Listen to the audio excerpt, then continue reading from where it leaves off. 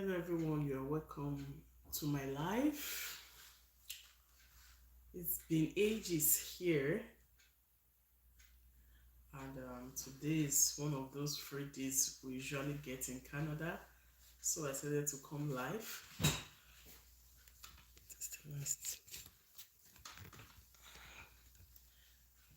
So we are just going to cover everything or almost everything we have missed. Although I've been trying to update you guys, I've not been showing my face. Too much things to do here in Canada. The weather is bad, but I said today I will go live at least to meet with you and also to give you recent updates because it's really much these days that I can't really time won't permit me. Although the reason I'm at home today or this week, today is Family Day in Canada. So Canada knows the importance of you being with your family. So we are actually having Family Day today. Time to spend with your family and friends. Yeah. So it's not a day to work, but although it also depends on some organizations, some organizations will tell you to come to work, but for where I work, we are staying at home. So ours is not just Canada Day. Hi, Conrad Kai. Thanks for joining my live. Hello, Robin. Thanks for joining. I've been seeing the support on this channel. So today is one of those days I just want to, meet with my subscribers, my friends that have been supportive. So if I don't call your name well, please pardon me. Thanks, Robin. Thanks, the retro guy. Hi, Koran Kai. You said, how are you? I'm doing good. Mayank, he said, hey, I am fine. Hey, you too. This is Cast from Dutch, if I'm not mistaken. Thanks for joining my live. So today in Canada, we are celebrating Family Day. Family Day. Honestly, in Canada, you can keep working and working, and you may not have time for family, or you just have little time for your family. But holidays like this are usually well used because you get to spend the time with your family. Just the way I'm at home, my kids are, resting. Hi, M. Thanks for joining. Hi, Dario, Morio, Moromi Sato. I'm so sorry if I don't call the name well. Thanks for joining. Please just double tap on your screen to like this live, and also I will appreciate your subscription. Kindly hit the subscribe button to follow my channel. Hi, Terrifier. Thanks, black is beautiful. Yeah, thanks for appreciating my skin color. So I will just be chipping in some things about what we'll be talking today, and also I will be meeting with you, meet and greet. Please don't make it your last time to join this channel. As you can see, my face is oily. It's really dry in Canada right now. The weather is bad. As I speak with you, it's currently -30. Something feels like -41. It's quite cold, very cold. So I'm happy that today I'm at home. So what is Family Day, which is what we are celebrating today, and the rest of the week is Family Week. Yeah, hi DME 0254. Thanks for joining my live. Please double tap on your screen to like this live. So Family Day is not a federal statutory day, as it were, so meaning some persons will still go to work. It is celebrated as a provincial one in New Brunswick, Alberta, Ontario, Saskatchewan, and British Columbia. So it is not really celebrated all over Canada, just specific provinces, about 5 provinces: New Brunswick, Alberta, Ontario, Saskatchewan, and British Columbia. So let me say I'm lucky to be one of these provinces, which is Saskatchewan. So Family Day is marked on the third Monday every February. So today is the third Monday in this month. Hi, Ayubi Corners. You are from Indonesia. Oh, thanks for joining my live. How is Indonesia today? How is the weather condition? How is everything over there? In fact, please, when you join my live, you can just tell me where you are watching from.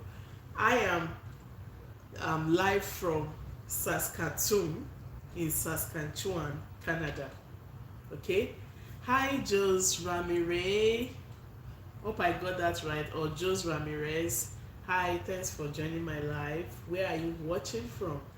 Yeah, so as I've been saying, today is Family Day, and unless those of you that watch my live, you are like my family, you are like my friends. So I like to celebrate my free days with you if I'm chanced. Yeah, nice to meet you too, Oshante. I don't know if you guys understand French, though I'm not very strong at it, but I like to chip in some of the little I know just to appreciate you guys. Yeah, peace, peace, peace, just Ramirez. So that's just basically what Family Day is all about. Not in all provinces. I can't see Quebec, I can't see Nova Scotia here. So some provinces don't celebrate um, what they call it, Family Day.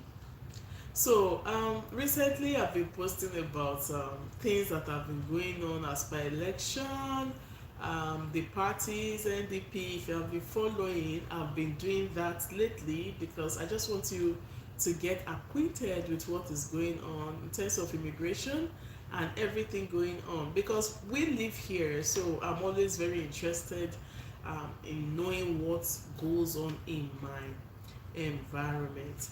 So first I will start with the Canada immigration updates. Yeah, recently about 2 days ago, some policies or new rules came up, so which I will be sharing here. Yeah, so please, if you are joining, please just let me know that you are here, and I'm going to give you a shout out. Okay, I'm going to give you a shout out. So I'll just be reading some top updates. Thank you. Thank you, Ayubi's Corners. Thank you so much. Though I can't see your face, but I also believe you are handsome or beautiful. I really don't know as well. Thanks so much for the compliments. So where am I gonna start from? Okay, I like reading it from this INC news. Yeah. First is new minimum wage. We'll just take it as it is. I can start from anywhere. So new minimum wage in British Columbia. Or if you are hearing any background noise, I'm in the basement of my house. So you may probably be hearing the furnace working. It peaks and it drops. So in case you hear any background noise, I chose to use this place because it's quite is quiet, yeah, compared to using upstairs. So just so you know, new minimum wage in British Columbia, effective June 1st. So Canada understands that there is inflation. Inflation is hitting hard in different parts of the world. So there's inflation, and some provinces are increasing their minimum wages. So effective June 1st, British Columbia's provincial government has announced a significant minimum wage increase slated to take effect on June 1st, 2025. So this decision, unveiled by the Minister of Labour, will raise hold on.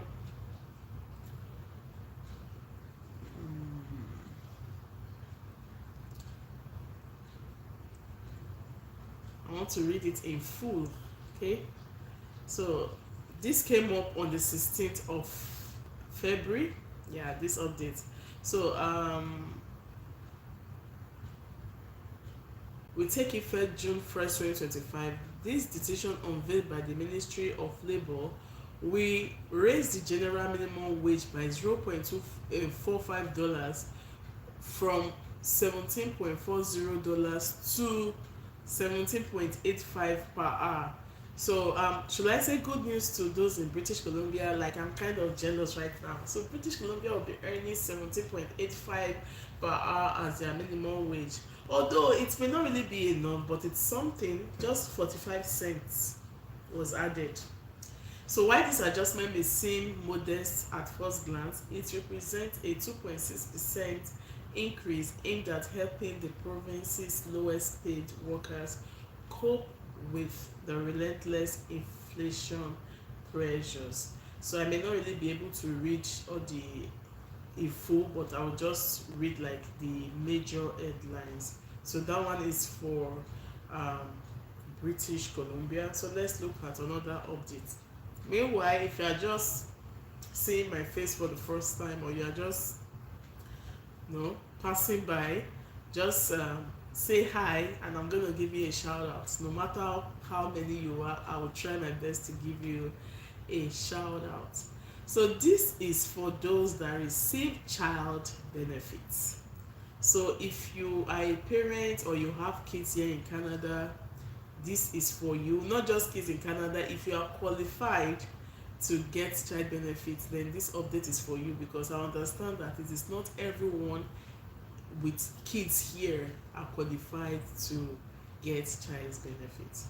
So new Canada child benefit payments to be sent on February 20. So by February 20, check your accounts or your mail, and you should receive your child benefits if you have been receiving. So let me just quickly read more about this updates for those.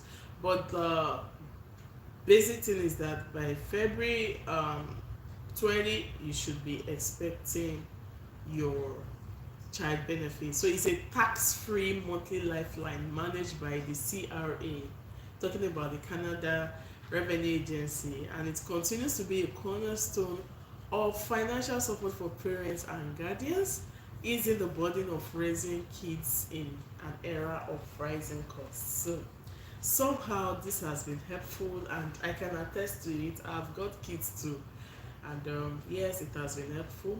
So with updates rolled out in 2024, the CCB, that's the Canada Child Benefit now, remains a vital resource, especially for newcomers and temporary residents navigating life in Canada. And I heard lately that I think it was increased. I'll keep checking. I saw the update that it was kind of increased a little. I don't know by how many percentage it was, but it was kind of increased. I'll try to find out if that information is true. So let's quickly go to the next update.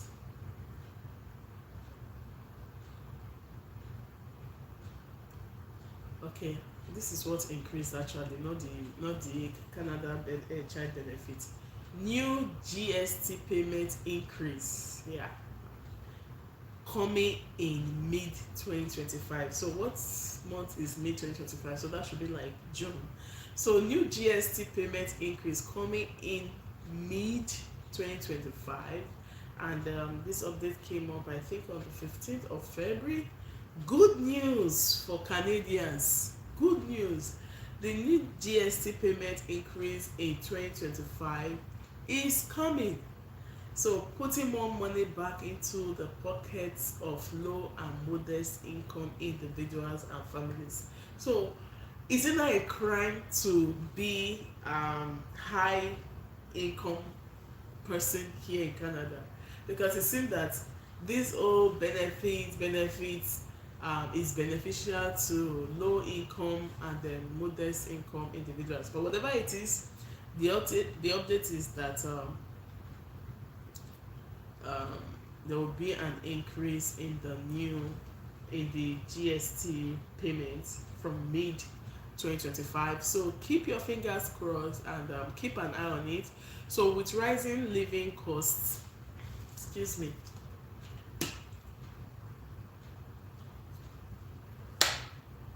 so with rising living costs, this boost aims to ease the financial burden by offsetting the sales taxes you pay.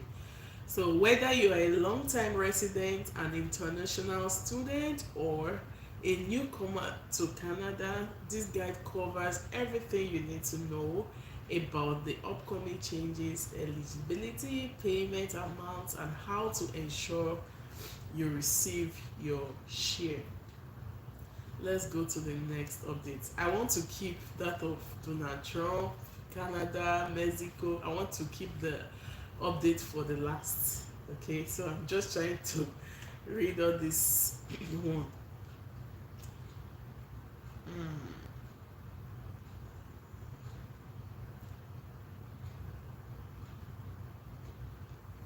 New Canada rules to cancel temporary resident documents. So this update came up few days ago, 12th of February, kind of. So um, so they want to cancel the temporary resident documents. So Canada has introduced stringent rules for the cancellation of temporary resident documents in a groundbreaking move to safeguard its borders and maintain um, the integrity of the immigration system. You know, Trump has really been on Canada simply because he wants our border to be secured. So Canada, on the other hand, is trying its best to make sure everything is put into place. Okay, the new changes by IRCC empower officers with new powers to cancel ETA, that's electronic travel authorizations, temporary resident visas, that's TRVs, work and study permits under specific circumstances. So that's the reason they want to strike out temporary residents. So all these are recent updates. When I say recent updates, more like February. Okay, so just so you know, if you are looking at immigrating to Canada via temporary route, you will need to dot your I's and then cross your T's. Okay, then the express entry draw CRS cutoff is now expected to drop below 500. You know, recently it's no longer easy to immigrate to Canada via express entry route simply because the cutoff score became so high. The last time I followed it up, I think the cutoff score was like 580 something, if I'm not mistaken. So now the good news is the score, the cutoff score is now expected to drop below 500. So if it's like this, most persons will take advantage of it because you know what? The express entry route is still the best way you can immigrate to Canada. With express entry, you can settle in any province of your choice. With express entry, the time frame for processing is kind of shorter. Yeah. So express entry drop prediction 2025 in a significant shift for Canada's immigration landscape. The express entry system is poised for the major, oh, excuse me. Okay, as of February 5, 2025, the latest express entry draws have shown a consistent pattern in CRS scores, but with a notable trend towards a decrease in the CEC, that is the Canadian Experience class. So I'll just read like the first 5 draws so that you can hear it for yourself. The draw as at 5th of February 2025, the number of people that drew, is that English correct? It's about 335, and 4,000 invitations were sent, and the CRS score dropped to 521. Then in February 4th, there was PMP. The CRS score dropped to, let's say dropped, was about 802. Then the CEC, the C express entry was 527. Then in January, CRS score was 542. So in a way, the score dropped to 521 February this year. So we are hoping that it will keep going down. So this analysis was made based on the pattern. These figures indicate a gradual decrease in the lowest CRS score for CEC draws, Canadian Experience Class, from 542 in early January to 521 by early February, suggesting a downward trajectory in the required scores for these draws. So the difference is about 542 minus 521 is about 21. That is with a decrease of about 21 cutoff score. So if you are in the express entry pool, then hopefully you could be sent ITA. Perhaps your score will be invited, or you will meet the cutoff score. So let's keep looking at the updates. We've not gone to Donald Trump's issue yet.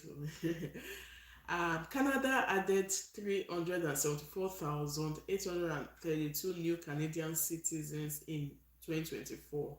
So that's a good one. Then it's now time to file our taxes. I've even gotten my T4. So Canada CRA tax deadline 2025. So one of the most critical responsibilities, this is what we can't escape in a place like this. As long as you are working and you are paying your tax, then you will need to do your tax filing.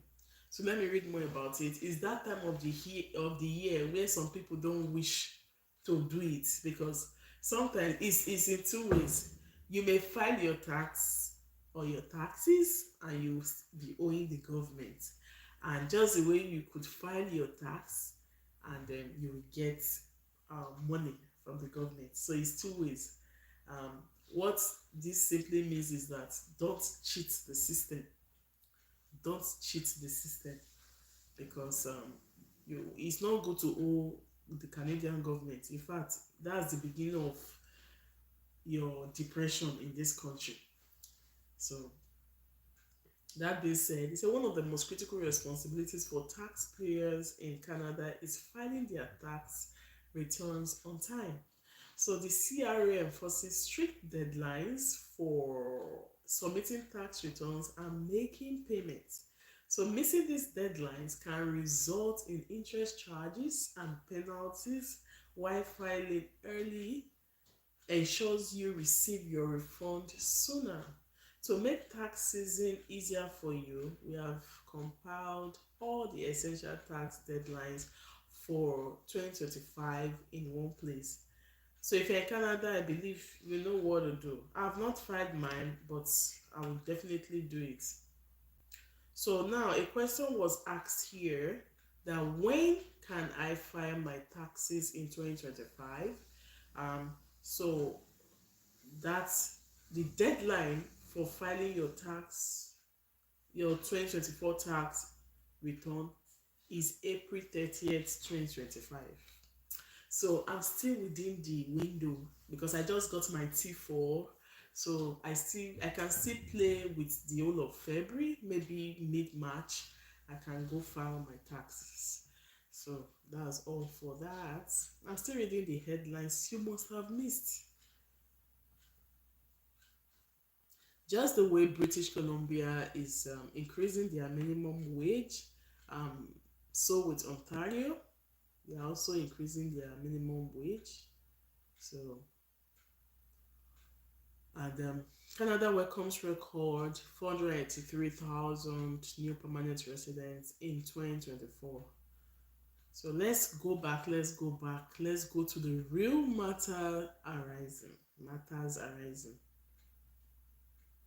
So all this were just related to Canada immigration, talking about express entry, talking about what they call it, cutoff score. So now let's go to all our political aspirants, talking about Poliver, um, Trump, Trudeau, who is Mark Carney, and Jag Sign, the one of the aspirants and NDP. So let's quickly go there. Now this is from Poliver, that agile candidate is very agile, but I don't want to be biased here, so I'll just be reading things based on how it is. So, like Poliver, Freeland is pitching a housing plan that would limit immigration. Ottawa, Liberal leadership candidates. You guys remember that lady that resigned when it was time for her to.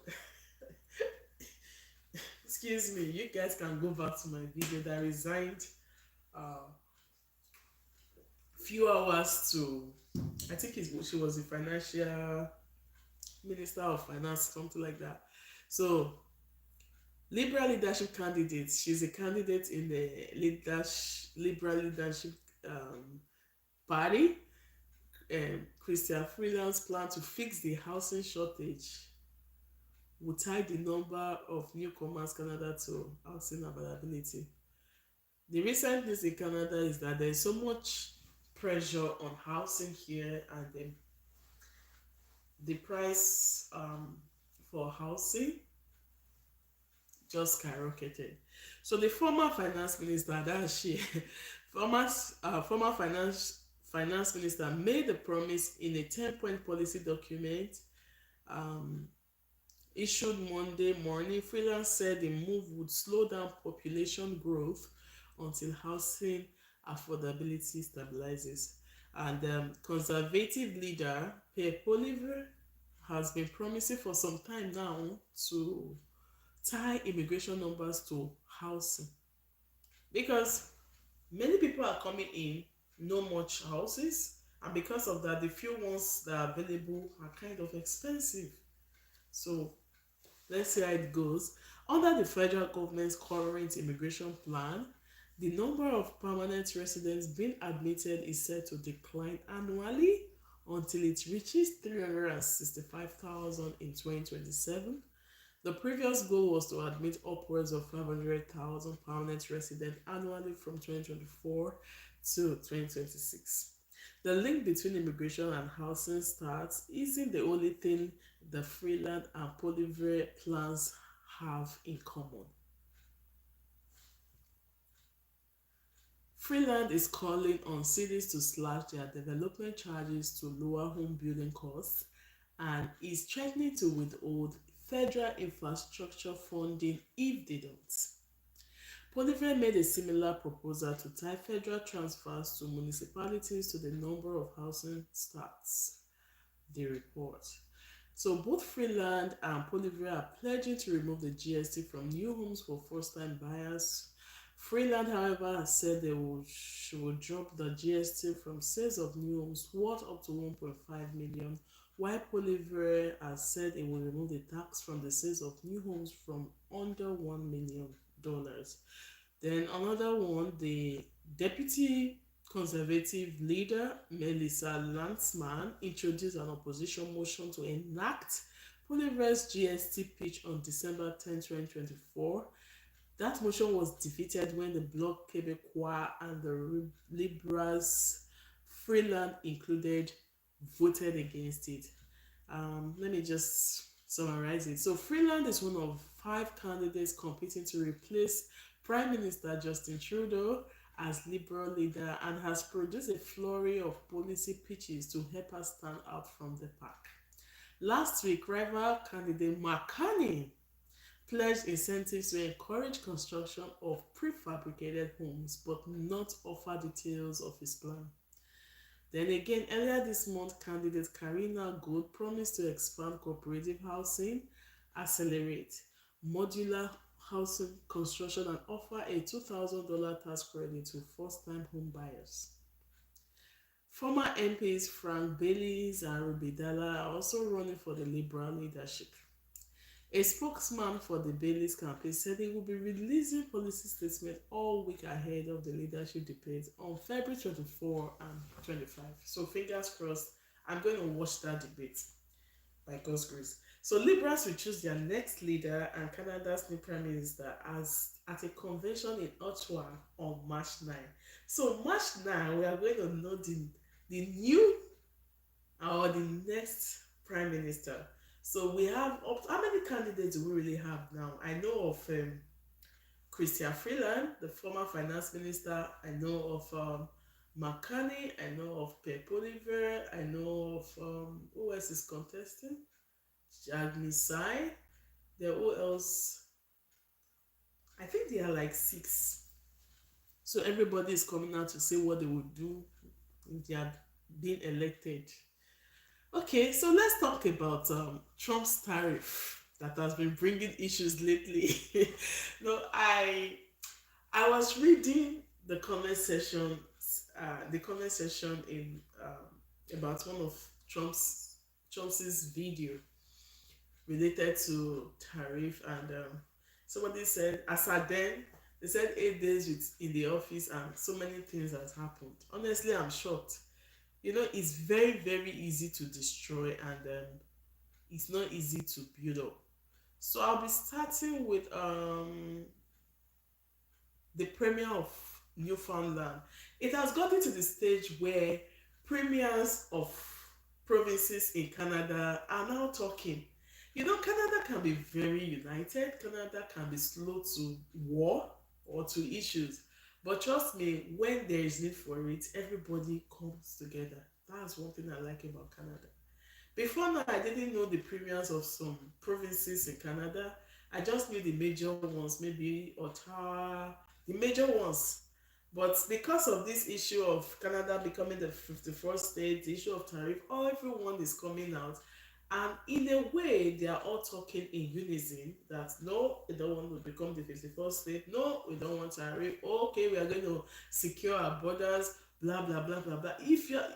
I've been trying to be updating you guys. If you check my channel, like since last year, late last year, because it concerns them, it also concerns me because I am living in Canada, so it's something I should get acquainted with. It's just good for us to know what is going on in our environment. It's good to know what is going on in our country. It's good to know what is going on in our province. We should know our mayor. We should know our premiers like that. We should know our prime minister. So, according to the premier of Newfoundland and Labrador, he said it's incredibly concerning to hear senior staff from US President Donald Trump's office convey that the commander-in-chief is very serious when he talks about annexing Canada. But Canada doesn't want to be annexed. That's the issue now. The people supporting that are fewer compared to the people that want Canada to be annexed. So this was actually published on the 16th of February by CTV News. I'm reading from their site. Trump definitely looking at Canada becoming US state. You see, that's the word definitely. It was punctualized. Premier Fully. The Premier of Newfoundland says he found it incredibly concerning to hear senior staff from US President Donald Trump's office conveyed that the commander-in-chief is very serious when he talks about annexing Canada. As Canadians, we need to realize that Hi, Premier. Good to see you. Thank you for making the time. Oh my God, it's nice to see you. How are you? So that was the interview actually, but I would not like to play it because of copyright and because of YouTube policies you get. So, but I'll actually read everything out here. As Canadians, we need to realize that he's not joking because initially everything started as a joke. Oh, Canada will become the very first state, and Trudeau will become the governor. It was looking like a joke. But what I wasn't so comfortable with was the fact that um, Trudeau didn't talk in time. Like, it took a while for him to respond. Probably was just trying to keep quiet, thinking that, oh, everything will die down. But no, it didn't die down. Rather, it got worse. So, from what is here, in an interview airing Sunday, that was yesterday, he has had a chance to change that narrative. And not only has he doubled down, I think he's quadrupled down on saying that. So that's like the outcome of this whole Canada being annexed. It's like, according to his interview, that it has doubled down, that Donald Trump has doubled down on it. So that was very, very concerning to me. The confirmation of the seriousness of that approach, Fury added. Amid evolving threats from Trump that he plans to implement a series of significant tariffs, all of Canada's premiers travel to Washington. You see the unity I'm talking about. All, not even some. All of Canada's premiers travel to Washington D.C. for a trade mission this week. So they went to discuss. Nearing the tail end of the trip, the group met with White House Deputy Chief of Staff James Blair and Director of the Presidential Personnel Office Gore, after which BC Premier David Eby said the provincial leaders conveyed the idea of Canada becoming the 51st state is a non-starter. In a social media post later that day, however, Blair wrote that he and Gore never agreed that Canada would not be the 51st state. We only agreed to share Premier Eby's comments with Trump, he also wrote. So when asked whether he thinks it is worth it to meet with a staffer as opposed to the president himself, only to be contradicted online over the outcome of the meeting, Fury insisted to Kapelos it was important for the premiers to reiterate an American annexation of Canada is not going to happen ever. Yes, he's deputy chief of staff, but I trust my deputy chief of staff. There is no light between me and him. So, presumably, it's the same in the White House. There is no light between the two, Fury said, and he told us point blank, take the president seriously. Don't dismiss it as humor. This is a chilling comment coming from the President of the United States, the leader of our closest ally, our biggest trading partner, he also said. Trump has repeatedly said Canada would be better off if it became a state. Yes, I can attest to that. I think, on his Twitter page, and he also said it that Canada would be better off if it became a state, including early last month when he said he will use economic force to make it a reality. The president also said this week that amazing things happen to Canada if it becomes a state. Is that a way to encourage Canada to become the 51st state? Is that a way to make us happy?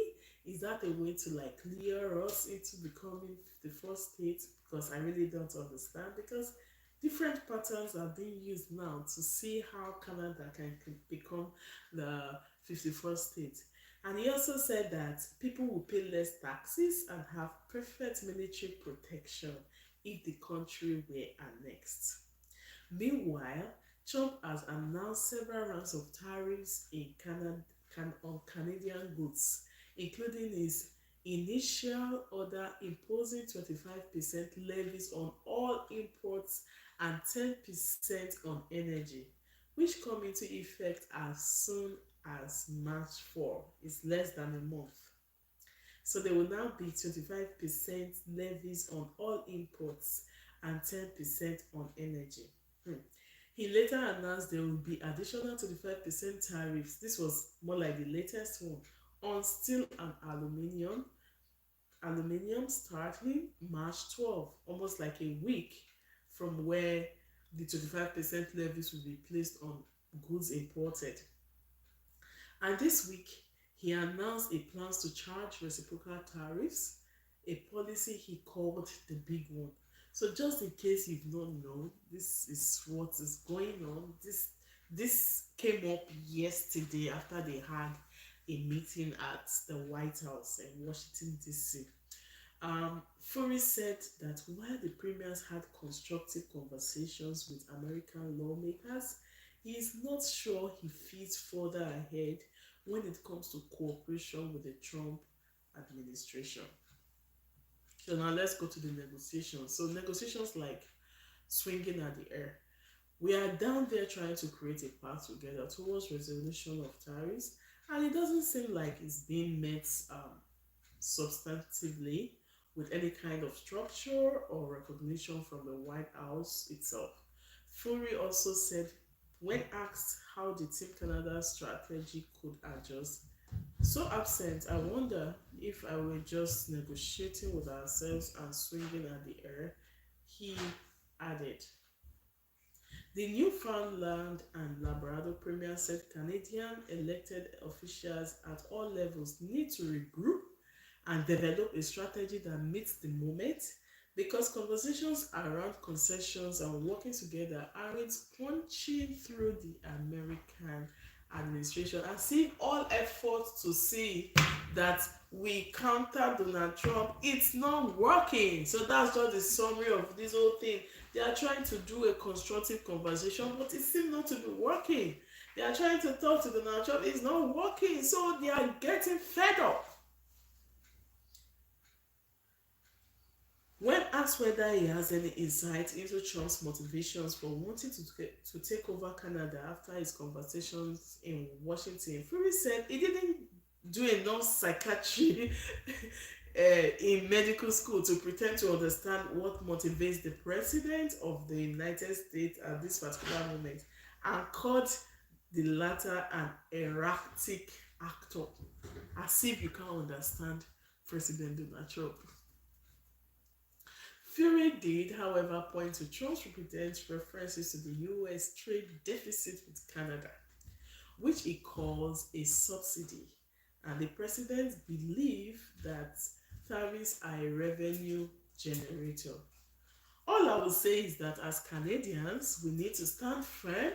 I keep saying this almost at the end of all my videos. All I would say, in Fury's words, is that as Canadians, we need to stand firm, stand strong, and to meet this historic moment, he said.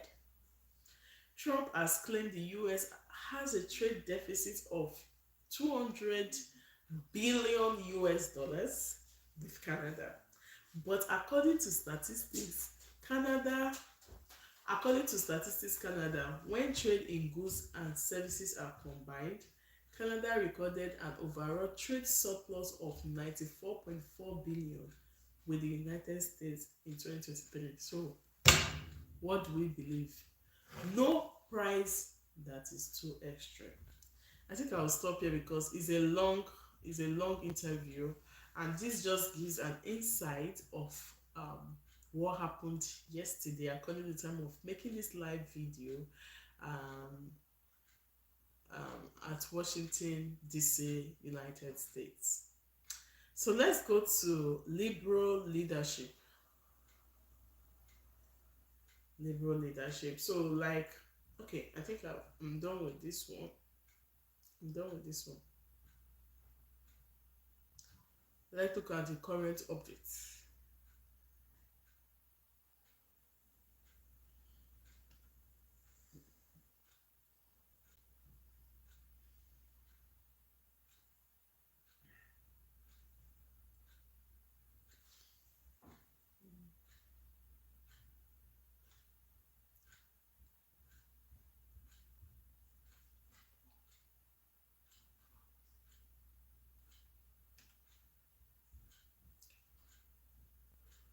Oh.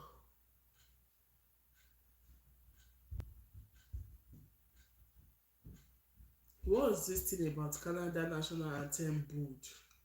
I've been saying this related to hockey. I really don't know what that is all about. So, although even though we have our issues with tariff and the rest, we still have other things that we are facing here, such as the snow. I can see many extreme snow, blah blah blah blah blah here. But I really want to talk about the matters like the pressing one affecting Canada and maybe other countries, like the trade between Canada and US, because I overheard it that it has been signed.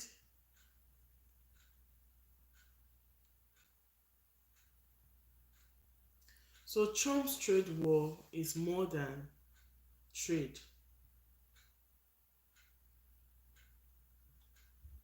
It's more than trade, and winning its trade war with China would help the US negotiate better terms. Okay. Mm. Trump's actions have made many in the US and around the world wonder what exactly are tariffs. I just started hearing this tariff. What exactly are tariffs and how do they affect the global trade? Is a question most persons are asking. How does this tariff? Some will tell you no, it doesn't affect us directly.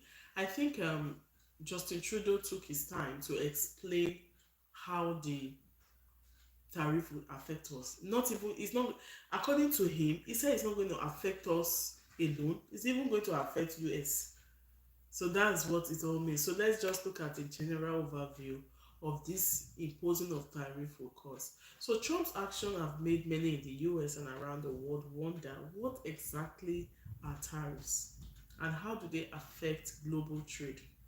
Simply put, tariffs are taxes on imported goods. If a Chinese manufacturer wants to sell shoes in the US, the American government can impose a tariff.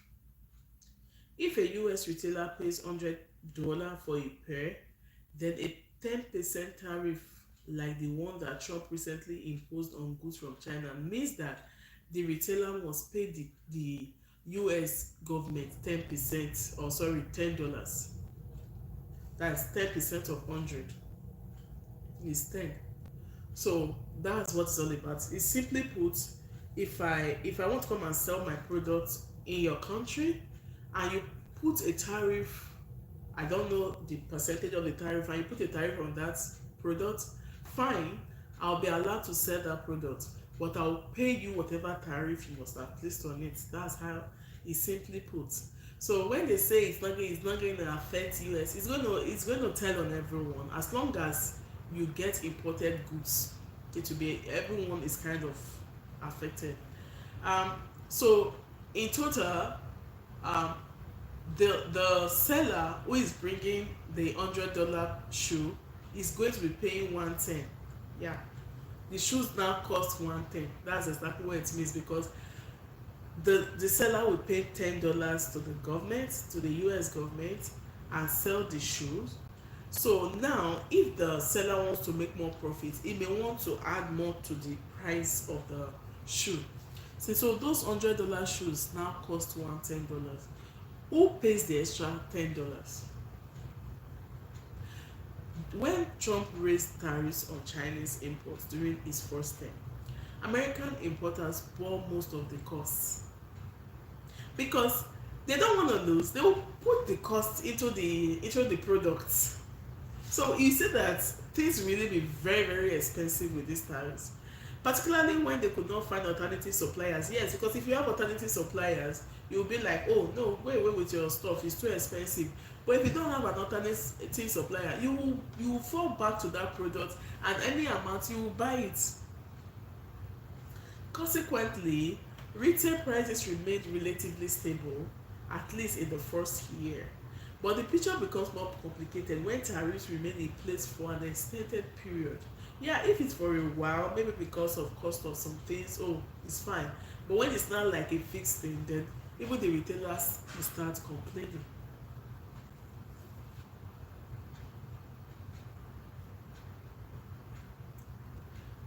But the picture becomes more complicated when tariffs remain in place for an extended period. US importers cannot absorb the added cost indefinitely and may go out of business unless they find new suppliers or pass those costs to consumers who may then need to cut back on spending. So when one country uses tariffs or other sanctions to damage another country's economy, the result is often retaliation and trade war, because you you are giving me tariff, but me, I want to make profit. So there's a retaliation. Everybody wants to make money in his or her business or businesses. So either there's a retaliation or there will be trade war. China, for example, responded to Trump's tariffs by imposing its own tariffs on US imports, as if when US too want to bring in things to their country, they should pay a percentage or something. So reason being that they too, tariff was also placed on their own goods. So I think tariffs has been explained now. So during the first China okay well, during the first US-China trade war, most of the burden of China's retaliatory tariffs was borne by American exporters rather than Chinese importers. So this was because China quickly found alternative suppliers for the goods it had previously sourced from the US.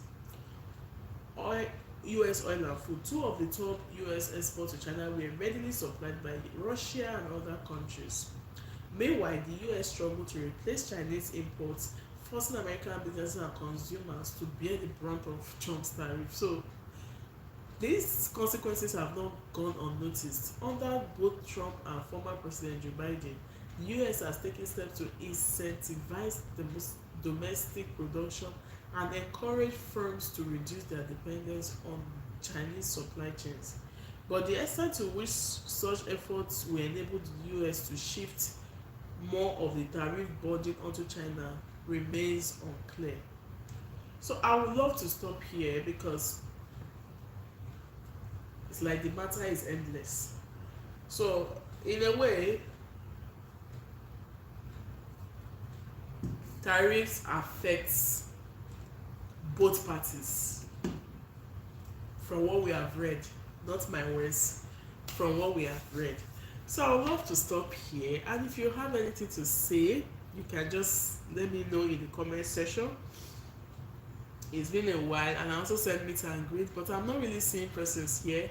But for those who came at the beginning of this video, UB Connor, Jose Ramirez, who else? I saw some persons here. Okay, Conrad Kai, Robin watching, Richard Guy, Mayak, and Dario Terrifier. So thanks so much for joining my live. I will be ending this live in the next 6 minutes or 5 minutes plus thereabouts, because it's family day. I need to go spend time with my family. Yes, before the end of this week I'll still come live, maybe cook live, make food for the coming week, so I can just go live at least just to meet and greet with you all, because you guys are very amazing. Thanks for always supporting my channel. It's not easy, and again, if it seems I'm not so consistent, it's because of my job too. I do a full-time job. Even though when I was in the UK I said no, I will never do a full-time job, but sometimes when the going gets tough, the tough gets going, and it's only the tough people, how do they say it, that make it real. I really don't know how they put it. Though it's a full-time job, but my hours is not as much as 8 hours, so that was why I took the job. So it's the kind of job that still give me time for my family, notwithstanding. But if I don't post often, so it's understandable. So let me see we still come live, and then let me just give you a shout out. I'm going to wait patiently. I'll just be ending this video in exactly 1 hour. So it's less than an hour by 3 minutes. So I'm waiting. In the meantime, I can just talk about. There was one update I wanted to bring to you people.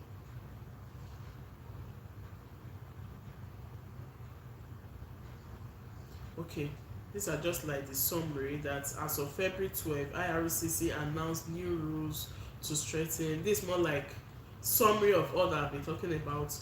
Announced new rules to strengthen um, temporary resident document cancellations, border security and integrity, and these changes came into effect on January 31st.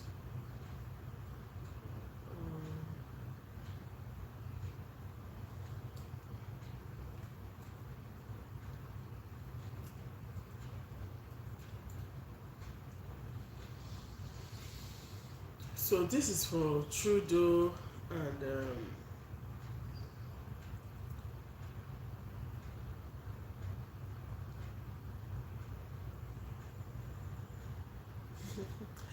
Trudeau's silence as Bolivar Freeland rebuffed Trump's call for Russia to rejoin G7. I don't think I touched this aspect. Conservative leader Pierre Poilievre is pushing back on US President Donald Trump's suggestion that Russia be allowed back into the G7, an idea the Liberals haven't commented on, despite the fact that Canada is chairing the group this year. So, Russia used to be part of what was known as the Group of Eight until other members suspended Moscow in 2014 over the invasion of Ukraine that resulted in Russia taking over Crimea. Then, on the other hand, Liberal leadership candidate Chrystia Freeland says she would not allow Russia to. This is we now to attend the G7 Leaders Summit in June if she becomes the Prime Minister. Okay. The Ukrainian Canadian Congress thanked Poilievre and Freeland for their statements, which have riled far-right accounts on the online platform.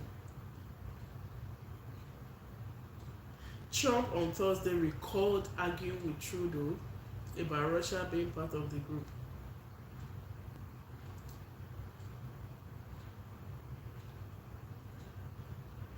So I'm just waiting for the next 2 minutes.